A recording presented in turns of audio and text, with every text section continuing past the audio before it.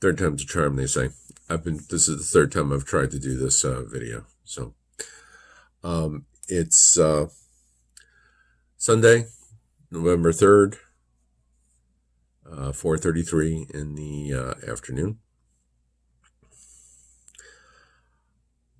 And here we are.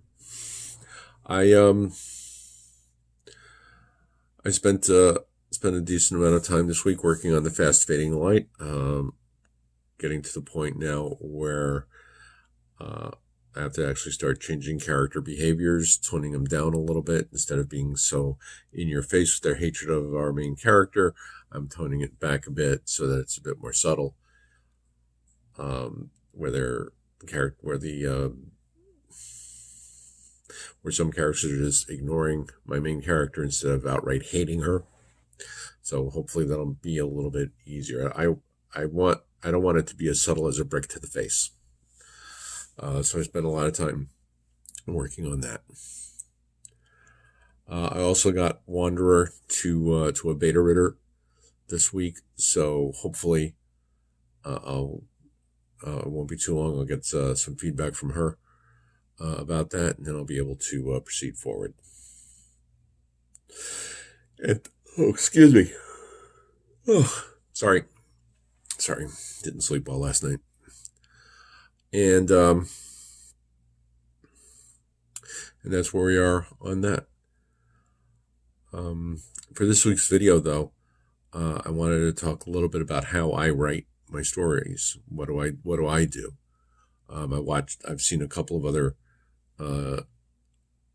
writer vlogs talk about their writing process. So I figured, okay, let me talk about mine. As I've probably mentioned before, I almost never have a complete story idea when I start writing. Usually it's just a scene that I'll have in my head that I'll start to try and work from. And I'll see what goes from there. For example, with Upon a Far Distant Shore, all I had was someone lying in the street, and it grew out of that.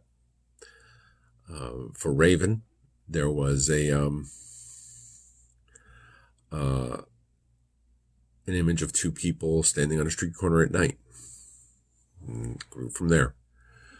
I don't usually have a complete idea. Usually I'll figure out where it's going and try and nail down an end as I go along to see where it goes. But that's one of the reasons why it takes me so long sometimes to write. I'll stop, I'll go back, I'll tweak things a little bit, and until I get it nailed down and figure out who the character is. Because a lot of times I'll know what the character looks like, I'll know what the character's name is and all that, but I still am trying to figure out what kind of person they are, because I don't figure that out beforehand. Now, I do have my outline for my character outlines, and I'll get that filled out beforehand. In fact, I'll put one of those up right about now. I fill out one of those for every main character. Like somebody's going to be in just one scene or is just passing through, I'm not going to bother. But I'll fill out one of those for every main character. This way, I at least have some things nailed down: height, weight, eyes, hair, some general information like that, and see where that leads me to. Aside from that, though, I'm just winging it. Like I said, though I don't like the term, I am a pantser. I make it up as I go. As I've said last week, I'll make notes, usually a scene or so ahead, or sometimes I'll just make like general notes about the storyline, just as not an actual plot line, but just as a suggestion. Okay, we're going this way, and so I can get the ending nailed down. From there, I just write whatever comes in my head. Right.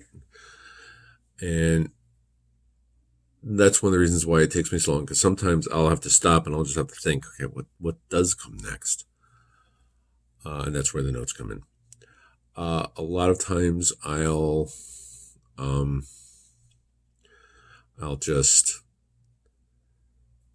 have to stop, stare, go back up, and I'll get back into writing it. Sometimes it'll come out really easy. It'll come really easy, and I'll be able to just chunk out a couple pages at a time. Sometimes it comes slowly, and I'll only get a few sentences, or sometimes even a sentence down.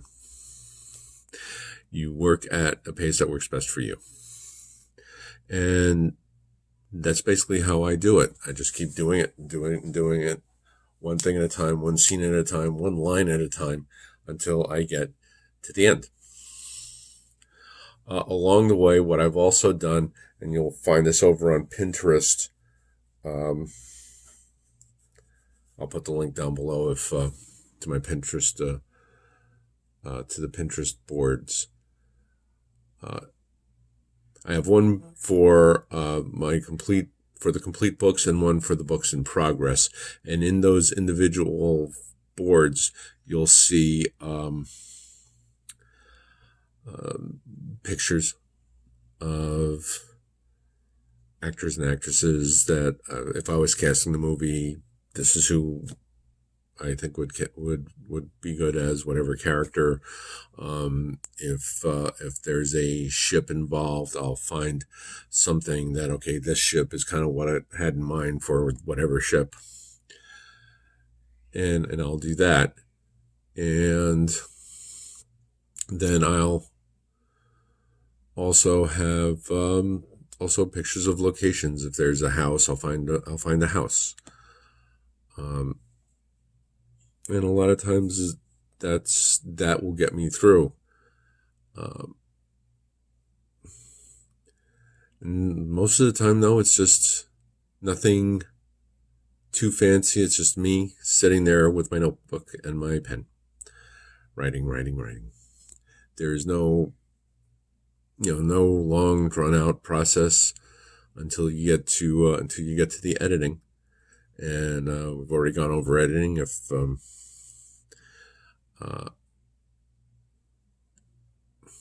Sometimes though, I have to go back. Looks what I have to do with the fast fading light. I wasn't too crazy about some of the behavior of some of the characters, so I figured, okay, let me back up and come at it from a different angle.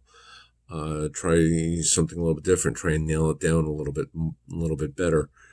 So that the character's behavior is not so in your face, and that's really it. And there's nothing fancy about it. I've seen some people who have these detailed steps, everything they do. It's like, yeah, but we're not talking about building a house. We're talking about writing a story, and that's a little bit more.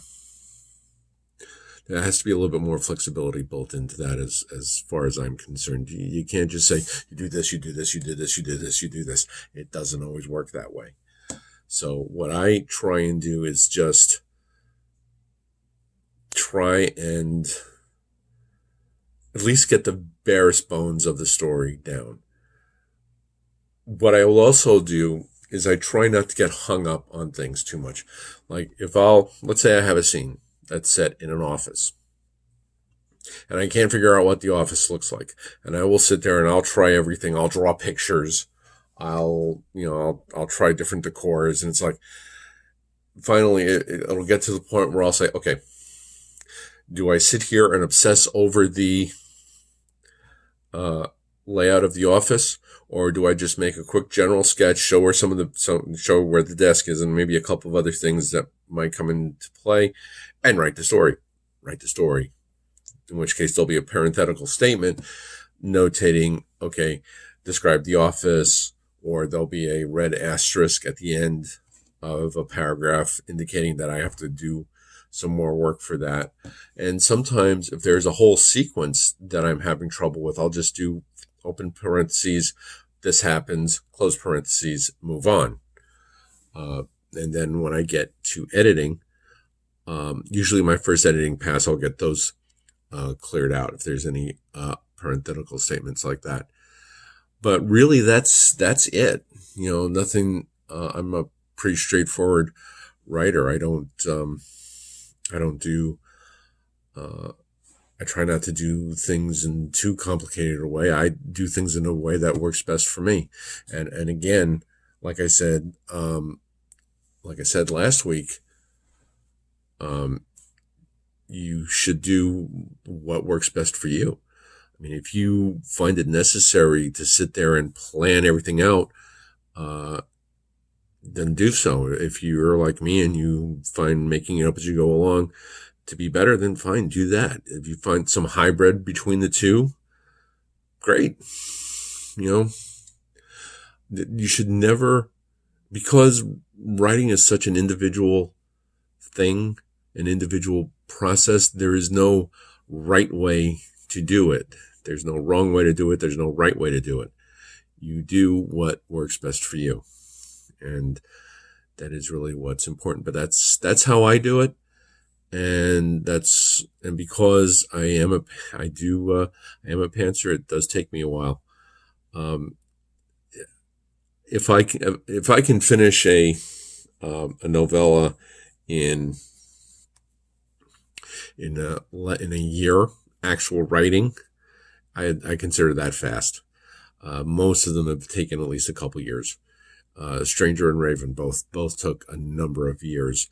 Not because I didn't have the idea, but one thing leads to another. Life gets in the way. Other ideas get in the way. So you put one thing aside, maybe got stuck on that one, put it aside, move on to something else. And that's another thing that I do. I usually do have multiple projects. Like right now, I have, let's see, let me do a quick thinking here. Fast Fading Light, My Soul to Keep, Essence of Dichotomy. I have at least 5 projects going right now at various stages. I've got one called An Essence of Dichotomy that's just in the early stages. My Soul to Keep is probably going to be the next one that's going to be finished. I have to do some thinking on that one. I'm a little stuck on the scene that I ended it in, so I have to do a little more thinking about that. The other couple, one is my vampire novel, Under the Dark of the Moon, that I wrote nearly 75,000 words for and stopped. Yes, I know vampires aren't big right now, but I don't care.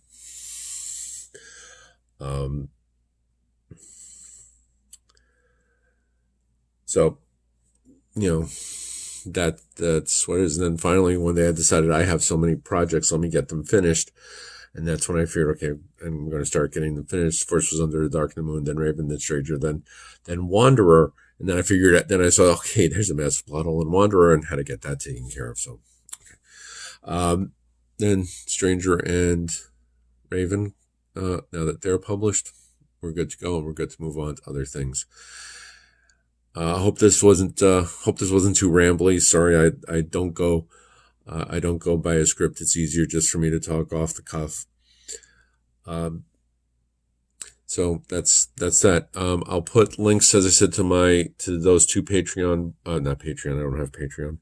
Pinterest boards down at the bottom, along with the links to all the books. And remember, if you do buy a book, please go back and put up a review, good, bad, or indifferent. It all helps. Also find links to my social media pages down below. And remember, hit the like and subscribe button. I think it should be over here. I forget which corner it is. Whatever. Remember, we are each of us the heroes of our own stories and the villains of someone else's. Bye.